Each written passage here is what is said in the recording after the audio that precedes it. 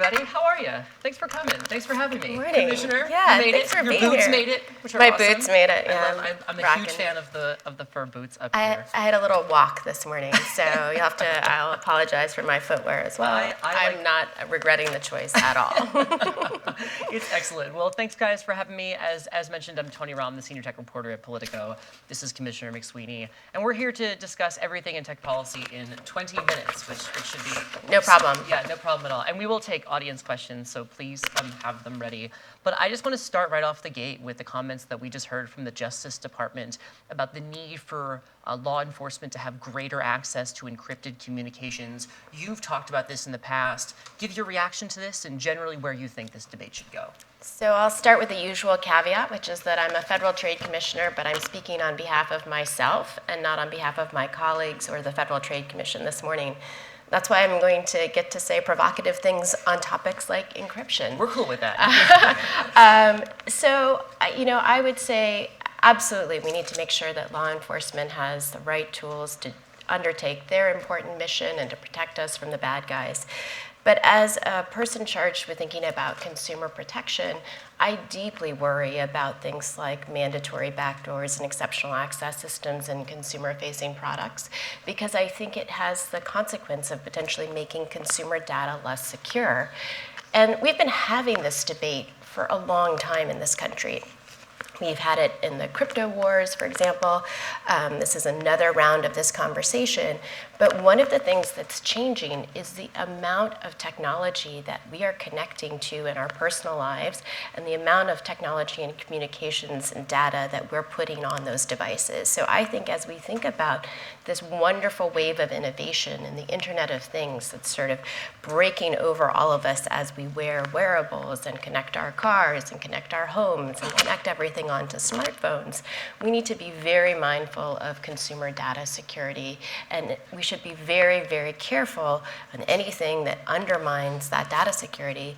I think it's especially true when you look at some of the new reports that are coming out suggesting that IoT adoption by consumers is a bit slow, perhaps because of security and privacy concerns. So the backdoor isn't the answer here, it sure sounds like is what you're saying.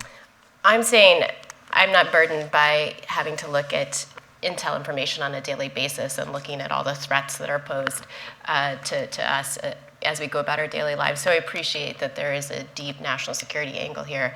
But from a consumer protection point of view, just thinking about the consumer data security, I think we would have to be very, very careful in undermining that security. And all of the technologists will tell you that there isn't really a way to create mandatory backdoors and exceptional access systems without creating corresponding vulnerabilities, and that makes me really concerned. So where do we go from here? I hate to ask you to solve the entire encryption debate in like just a few minutes, but what does the next step look like? Is it more conversation, or do we need to somehow, have the rubber meet the road, so to speak, on this encryption debate? Well, I think it's probably ongoing conversation. Again, I think from my perspective, I'd be very cautious. I'm personally opposed to government mandating this kind of thing. So that leaves you with conversation and dialogue and trying to form a solution. Sure. So let's flip to the other major issue in privacy right now, which is the US-EU safe harbor. We're only a couple days away from the deadline imposed by Europe's top privacy regulators, by which they're going to start taking a look at the arrangements between, US companies dealing with Europeans' data. Give us the state of play, so to speak, with the US-EU safe harbor. Well, the Commerce Department is our lead negotiator, so I defer to them. The FTC has been playing a supportive role. We are very hopeful that we can try to reach a resolution. We're trying to help our colleagues at the Commerce Department answer any remaining outstanding questions from the Commission. And we take very seriously our potential role here in trying to enforce whatever comes next. I think we're very capable of doing it. The FTC has brought over 39 cases enforcing the old safe harbor, and so we will continue to try to work through this negotiation and bring it to resolution. Sure. You mentioned enforcement. That's one of the things that we keep hearing from European regulators, that they don't feel that the enforcement mechanism at the FTC is enough, and that it appears that they're seeking something much stronger from the US government. How do you view those criticisms, and what do you think should happen with respect to FTC enforcement of the safe harbor? Well, I think we take very seriously the comments and criticisms and the process that the European Commission is engaging in to make sure that they have a framework that is workable going forward. I'm very confident in the FTC's process and its ability to be a quality consumer protection enforcer going forward. So I think that we have a demonstrated track record here, and we will continue to work hard on this. Is it then just a misunderstanding? Is it that Europe doesn't maybe understand the privacy mechanism here? Is it a fundamental difference in approach? What's at the heart of this debate over the power of the FTC and privacy? I think that is an incredibly complex question. There are, and I think there's some elements of all of those things in what we see happening in playing out right now. Are there misunderstandings about the extent to which we have privacy enforcement and protection in the United States? Possibly, yes. And my colleagues and I do spend quite a lot of time explaining our sector-based approach and our consumer protection laws, both at the state level and at the federal level, and how we work to protect consumer privacy here in the United States. But also, there is a legitimate set of legal differences. There is now a European Court of Justice opinion. And so there are, I think, reasonable, legitimate reasons why we have to continue to make sure that as the European Commission is looking at what it needs in order to create a framework, that we are answering those questions. And I think we have been. So. Sure. At the heart of this is the debate center around this idea that we don't have an overarching comprehensive privacy law. Would that have made a difference in some of the battles between the US and the EU over the future of the safe harbor? I think that might be a simplification of what this is about, because I think there is an acknowledgement that we have privacy protections here in the United States too, and that there are differences. So I think it's certainly been the case that we've had a very fulsome conversation over the last few years about comprehensive privacy legislation. My colleagues and I have supported comprehensive privacy legislation. I think it would be helpful probably in this kind of situation. But at the same time, we've taken very seriously our mission to protect consumer privacy with the tools that we have. And we've brought more than 100 data security and privacy cases. We and our colleagues at the state level as well, I think, have been working hard to make sure that there are adequate privacy protections. Can we use additional tools? Would we like civil penalties? Would we like comprehensive legislation? Sure. But we're going to keep working with the authorities that we have. Sure. So if you look into your crystal ball, February 1st being the deadline, likelihood of us getting at least an agreement in principle on the safe harbor might be. Well, I am an optimistic person, so I will remain hopeful. I think that's really in the hands of the lead folks at the Commerce Department and at the Commission, and so we'll wait and see. I know they're working really hard. Sure. If we can zoom out even past privacy and just look at the U.S.-European relationship here, I hear a lot from companies and from folks that just see both continents going in different directions, especially when you factor in that Europe is taking a look at companies like Google on the antitrust side of things. Do you see that divergence, and what effect is it having? Well, on the antitrust side particularly, but also on the consumer protection side, I see far more areas where we are converging than diverging. And will there be some differences over time? Certainly in both sides, I think, on the consumer protection and antitrust side. That's very natural. In fact, if you look at the 60,000-foot view over the last 30 years, I think you see far more convergence than divergence. I'm very hopeful about that because I think the European Commission, which has prioritized a digital single market, is looking very seriously at how to spur domestic innovation, really recognizes that cross-border data flows and having workable mechanisms for us to all work together to protect consumers both in Europe and the United States are essential. Sure, the Commission made its decision on the landmark Google investigation before you arrived at the FTC. True. But just given this conversation about Europe and the fact that this is still ongoing over in Brussels, what are your thoughts about that probe and what any role the FTC might play there? Well, it's an ongoing case in Europe, and as you noted, it was decided here at the FTC before I joined, so I don't have the benefits of the full record and haven't looked at them.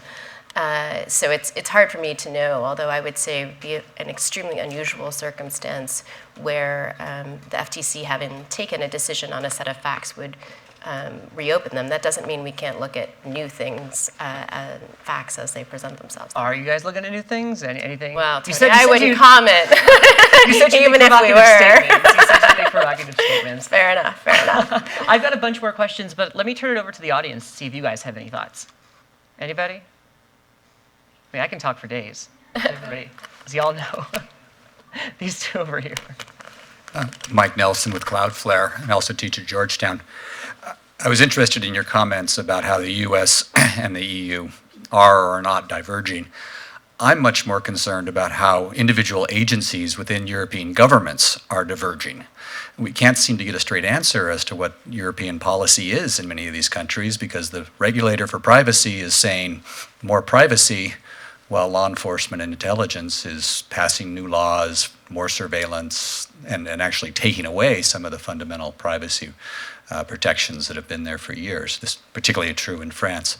Do you have any insights on whether the Europeans are going to be able to speak with one voice within an individual country? Well, I think you've really pointed out some of the complexities of this problem and why it is such a politically and legally complex situation in Europe right now. I don't envy my European colleagues as they try to manage it to a solution. I think it's incredibly complicated, and not at all an expert on really the complexities of that three-dimensional problem. But I think we have to continue to keep working towards resolutions, and I think when you think about wanting to get innovation and spur innovation and bring new technologies to market and have consumers be able to take advantage of them, you have to answer some of these questions along the way. Sure, there's another question right over there. Hi, Evan Swartzschreiber with Tech Freedom. If the ECJ struck down Safe Harbor because of American surveillance practices and our unwillingness to reform them, and the FTC's purview is consumer privacy, which is an important issue, but I would argue separate, how is the FTC going to get a sustainable safe harbor that doesn't get struck down again if the agency can't reform ECPA, can't reform Section 702, can't pass the Judicial Redress Act, and really address Schrems' concerns? I don't understand how this new agreement is going to pass muster if we don't fix all those other things. So that's why I am really noting the fact that the Commerce Department is the lead negotiator here, because as you point out, there is commercial privacy and then there are the national security issues as well, and they're all a factor in this discussion. The FTC does not participate in the national security side of this discussion. We focus on our commercial consumer privacy enforcement and our equities there. So we can be helpful on that side of the debate. I think we are helpful, and I think we are really working hard to make sure that we are using all of our authorities and doing everything that we have committed to do. But we can't address those broader issues, you're right.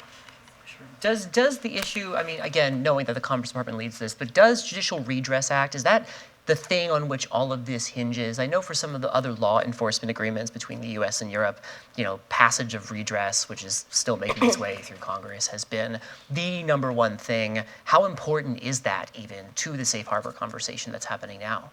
Well, again, I'm not on the front lines of the day-to-day conversation, so I don't want to characterize how important it is or is not, but in my personal perspective, I think it would certainly be valuable. Any other audience questions? Alex. Sure. Just speak up, I guess. I got a live stream, we gotta. Okay. Oh, yeah, wait for the mic so the snowed-in folks can... Alex Howard, independent writer these days. Ars Technica had a story that just shot all around my stream this past weekend about a search engine that showed up baby monitor feeds. Yeah, I saw that. And I specifically got one that had a radio frequency, which is a little harder to hack maybe than the one of the IP address. Are you all looking at the Internet of Things from a consumer protection standpoint? And if so, what specific measures or enforcement actions do you anticipate taking in 2016? Yes, we are. So not only did the FTC issue its Internet of Things report about a year ago, in which we noted vast range of security practices in this industry, some of which are deeply troubling. I personally have spent a lot of time both at hacker conferences looking at IoT security and also just thinking about this issue. I'm also a parent, so I really get this connected thing in terms of baby monitors and toys and all of that. And I am deeply worried about some of the security practices. One of the things that I think is interesting here is you're starting to see some research indicating that it's not just federal trade commissioners who are worried about these things, that actually consumers are worried about them as well. And I think that we do take seriously research around connected products when there are security vulnerabilities, and are developing our in-house capabilities of recreating that research and applying it to our enforcement mission as well. So I expect you will see more to come from the FTC on Internet of Things security. Sure. The other If I have anything to say about it. Sure. There was the IoT report that was just mentioned. There was also the big data report. That's right. That came out in time for the Consumer We Electronics write Show. a lot of reports. A lot of reports. We read a lot of the reports. Yeah. You guys write a lot. Talk a little bit about the report, but also where we go from here. I was struck that the report didn't say that the FTC was, launching a new policymaking effort. It wasn't bringing enforcement cases. So talk about the report and where we actually go from here with it. So this report, for those of you that aren't familiar with it, was actually called, I think, Big Data Tool for Inclusion or Exclusion. And one of the things that we were looking at in this report is the extent to which there are existing consumer protection, civil rights, equal opportunity laws that protect consumers from some of the harms that we might be worried about, like opportunities being denied or credit being denied or employment being denied, housing, that kind of thing. And the extent to which some of those existing laws may have some gaps in them, such as if you're using your own data and not buying it from another third party, then the scope of coverage under the Fair Credit Reporting Act, for example, might be different. And so those are some of the gaps identified in the report. But we're also teeing up the broader conversation, and this is one that I think folks are having throughout this administration in a really thoughtful way, and throughout the private sector, which is if you're using big data and big data analytics, as everybody is now starting to do, what are your in-house responsibilities and ethics around those practices? Are you thinking about questions about the quality of your data set? Are you thinking about ways in which your algorithms operating on the data may be recreating biases? If you detect that kind of thing, what is the reaction to it and what is the appropriate response? Just last week we actually had PrivacyCon, maybe it was 2 weeks ago, anyway, PrivacyCon at the FTC, in which we we're really looking at, spend a day sort of looking at a bunch of new research that's being done in universities around the world, really, and in the private sector and among researchers. And some of it really indicates that there are some situations where there are disparities or sort of disparate impact arising. So, for example, women not seeing career counseling advertisements being an example potentially there. But there was also a lot that was being done and a lot of research that's I find incredibly hopeful in this area around testing the impact of algorithms, tools to protect consumer privacy, and ways that we can really start to think about what data ethics by design really looks like. Sure. Switching gears entirely to the issue of patents, the FTC is taking a look at patent assertion entities, which some folks call patent trolls, with its big 6B study. What's the status of that report? And thinking more broadly about patent reform, just given the state of litigation, all the lawsuits and so forth, are we at the point now where the conversation about patent reform is too far behind where we are in the legal system? Well, let me take the first one, which is a bit easier. The FTC has its authority to actually use process to conduct investigations of different sectors if we so choose. So one of the ways we're using that authority, the 6B authority, is to study patent assertion entities. I don't call them trolls because I think that's a little pejorative, but that is a name that has been used in this discussion. And so we are in the process of hopefully moving through getting that report out. I have my fingers crossed that we'll be able to get it done soon enough to have it play a role in the legislative conversation. As you point out, this is not a static environment. The courts have been thinking through some of the issues here while there has been a legislative conversation, while we have been undertaking a study as well of a very opaque sector. So I actually think all of those pieces really fit together and ought to inform the legislative conversation, and I think they will. That's one of the beauties of our process. Sure, I but think we can accommodate that. has, just given the developments of litigation, the speed at which that's moved, relative to Congress, which has been talking about some of the same issues in patent reform for a couple of years, I just wonder if there's now a disconnect between, what's actually needed and what's being proposed on Capitol Hill. Do you feel that way? Well, I'm still waiting to see exactly what we find in our study, and I'd be better positioned to tell you where I think those disconnects are when I see the results of it, to the extent that there are any. I'm not sure I would say there's a disconnect as much as there are certainly some changes that ought to be thought about by legislators who are thinking about changing the law. Sure. Anything in particular you'd highlight that maybe isn't getting due consideration in some of the reform debate on the Hill?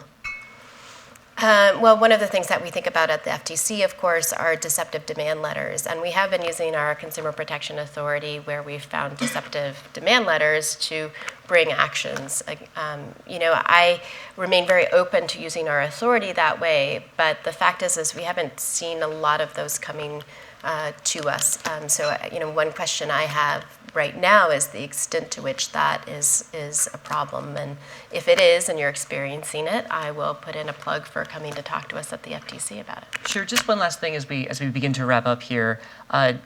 When I spoke with FTC Chairwoman Ramirez at the end of last year, she and I talked a little bit about Volkswagen and some of the clean energy issues that the company has faced in recent months, now the lawsuit from the Justice Department and so forth. And it all comes down in part to the software bug that had allowed them to circumvent these emission standards. Thinking about that and looking at the FTC, the powers it has and the resources it has, I just wonder in all these conversations if it would be beneficial for the agency or the government writ large to have more folks who can do the sort of coding work, who can analyze software to figure out anything from the biases in big data to some of the flaws that we saw with Volkswagen. I'd love your thoughts on the resources you have and whether you think you need more of them to do that consumer protection work. So setting aside Volkswagen, since that's a difficult, loaded, contemporary topic for us, I would say the answer to that question is absolutely we need more. But one of the things I'm really happy and excited about is the way in which we have been expanding our in-house technology capabilities at the FTC. We've created the Office of Technology Research and Investigation, OTRI, which is not only helping support our investigations, but also providing a way for us to bring technologists into our enforcement mission. And I find the technical expertise critically important to our mission. I suspect there are other agencies that would find it similarly helpful. So I can't speak for them, but I imagine getting more resources, having more people who understand technology, working on those issues in government and on the Hill and in public policy discussions. It's going to be incredibly important. Great. Do we have time for audience questions, or are we? I think let's take one more if anyone has one. I'll take another story if you want. We'll have to keep it brief so I don't get yelled at. That's very brief. So Alex Howard again. Thanks, Tony.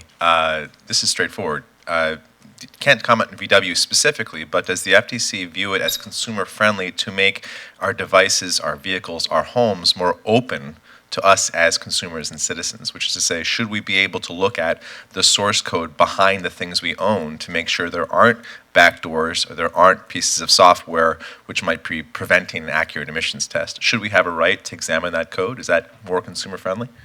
So I'm going to take this one as an individual, and I'm not speaking for my colleagues or the FTC, but I think transparency and having the ability to take a look at some of these things is going to be really important. Now, I'm amazed that for the people that actually have the capacity to do that. That's certainly not what I'm going to be doing right in my free time.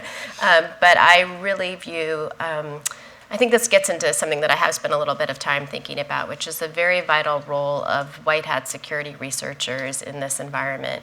And so right now those are security researchers, but you could imagine that there's a bunch of white hat sort of work from people who have that kind of skill that might be very valuable to informing consumers going forward. And I think there will be some tools. I'd like to see competition and innovation in this space, consumer-facing tools, things that I can use both to say, have my privacy settings be observed by the different things I'm connecting up to, or help me as I'm walking around in an interconnected world know when things aren't, as I would wish them to be, right? I don't have the technical ability to do that, but I really hope that the innovations will come into the market that I'll be able to use to help me as an individual consumer. So yes, I think it can be very, very important. I think we need to continue to have technologists and people who have, and consumer protection people in these policy conversations, really explaining the value of transparency in this environment. Great. Well, thank you guys so much for having me, Commissioner. Thanks so Thank you, much for Tony. being here. And now back to Tim or whomever is taking the microphone from me.